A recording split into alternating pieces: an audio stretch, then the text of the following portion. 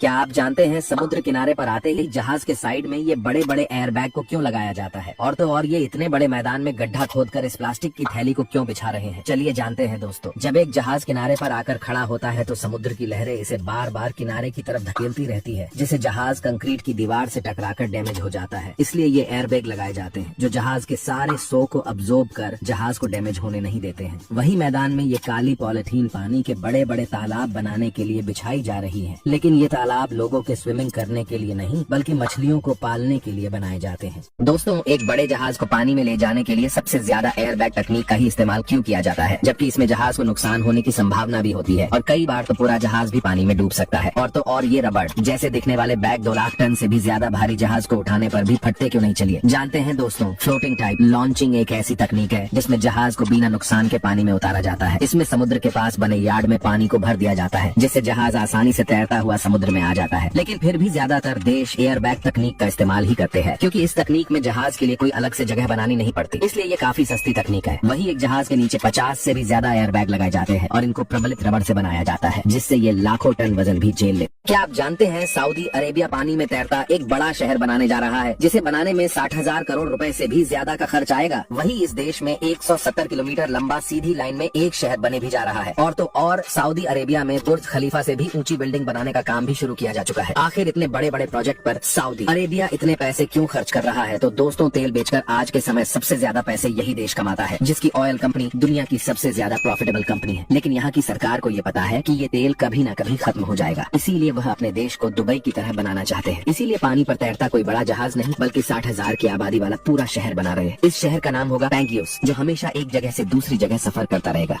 क्या आप जानते हैं भारत में एक ऐसा भी हाईवे है जो विदेश तक जाता है? और तो और ये एक देश से नहीं बल्कि 3 देशों से होकर गुजरता है। ये कहां से कहां तक बनाया गया है? चलिए जानते हैं दोस्तों। अभी तक आपको भारत से किसी भी देश में जाना हो तो आपको हवाई जहाज का इस्तेमाल करना पड़ता है, लेकिन बहुत जल्द आप कार या बाइक से भी विदेश घूम सकते हैं, क्योंकि भारत में एक ऐसी भी सड़क बन रही है जो आपको विदेश ले जाएगी। ये हाईवे भारत के कोलकाता से शुरू होगा, जो म्यांमार जैसे देशों से होता हुआ थाईलैंड तक जाएगा। ये हाईवे 1400 किलोमीटर से भी ज्यादा लंबा होगा, जिसकी सबसे ज्यादा लंबाई भारत में होगी और सबसे कम थाईलैंड में इस हाईवे के बनने से